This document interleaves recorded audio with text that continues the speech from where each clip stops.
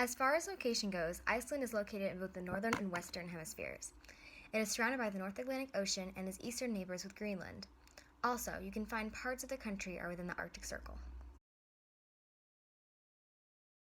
It is very easy to get Iceland and Greenland confused.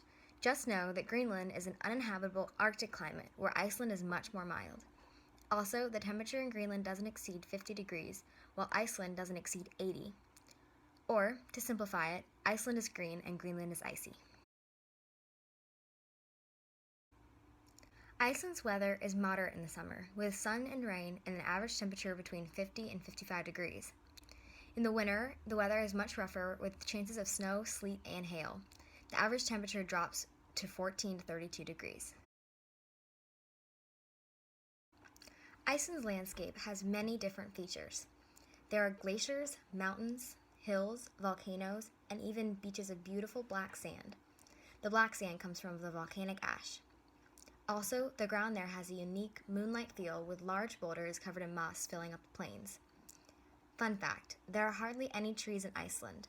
The only native tree is the dwarf birch, which has only ever reached about 8 feet tall. There is even a joke among the Icelanders: if you ever find yourself lost in an Icelandic forest, just stand up. The folk homes were great for isolation. They were made of stone, wood, and grass and painted black to absorb sunlight. Also, the design and structure of these homes reflected the Scandinavian and Nordic influence. Modern homes are much more colorful and ornate. Because of the lack of wood, they use steel paneling to build the houses. With the invention of heating, the homes can be less insulated and still keep warm. Icelandic folk clothing was very insulated as well. Women would wear dresses, woolen jackets, and hats with tassels, while men would wear woolen trousers, double-button jackets, and shoes of fish or sheepskin. Modern clothing again needs insulation and warmth. Some modern clothes worn by men and women include rainproof jackets, woolen sweaters and scarves, gloves, hats, and boots. The food in Iceland is very interesting. For a typical meal, you might have lamb, potatoes, fish, or other seafood. But there are also many dishes unique to the country. This includes mink whale, skyr, which is similar to yogurt, pilsner, which is similar to a hot dog, sheep's head, and puffin. The music in Iceland, surprisingly, isn't much different from American music. It is easy to find jazz music, classical music, and opera in local auditoriums, and contemporary music on the radio. Some of their main contemporary musicians are Björk, Sigur Rós, of Monsters and Men, Mum, and Gus Gus. In fact, Of Monsters and Men is a semi-popular band in the United States. As far as fun traditions and holidays go, Iceland is a great place to be. They celebrate 12 days of Christmas, the 12th being January 6th. On this day, there are bonfires, fireworks, and lots of celebration. They also celebrate Bun Day, the day before Lent. Restaurants serve lots of cream puffs to prepare the locals for sacrifice. Thorblot is another holiday. It recognizes the ancient Norse month Thori by having a feast. The feast might include smoked lamb, putrefied shark, and flatbread. Other countries like the UK and US have definitely impacted Iceland. There are so many trends, especially over the past century, that Iceland has found interest in. For example, both the Beatles and acid rock became popular.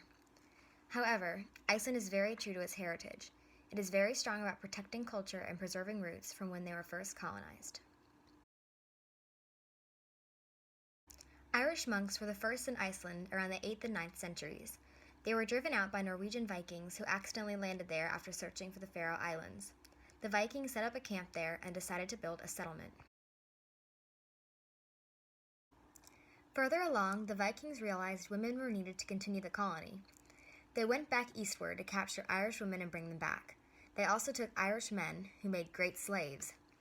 Throughout the travels of the Vikings, many people from Denmark, Scotland, and Sweden also ended up there.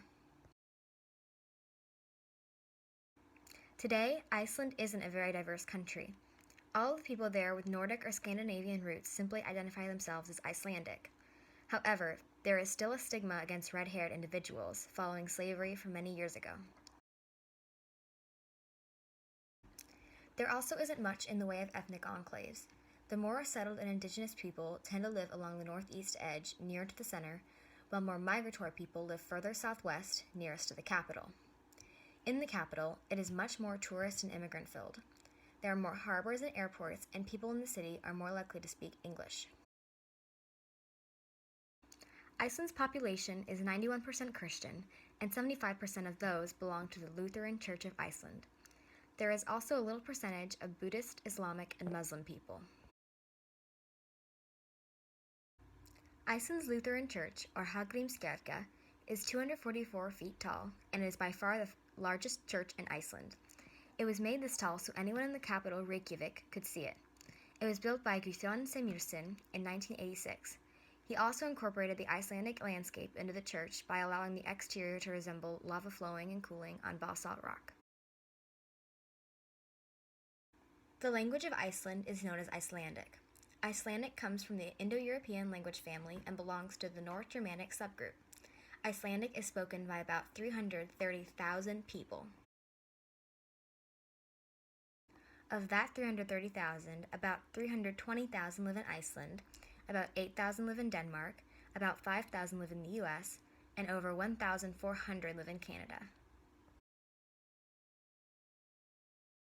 The oldest written Icelandic dates back to 1100 AD. It is derived from Old Norse and other parts of Scandinavian languages. Back then, most of the important documents were preserved orally.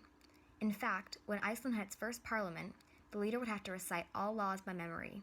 If he forgot something, it was no longer considered a law. And this image is the first written document that they still have today. Icelandic doesn't have many dialects due to the lack of speakers. However, it is known that people from the city Akureyri may leave out M or L sounds when speaking. Also, people from Reykjavik tend to soften consonants. These are a few common Icelandic phrases such as greetings in everyday speech. On the next slide is a video to hear and learn more. Thank you.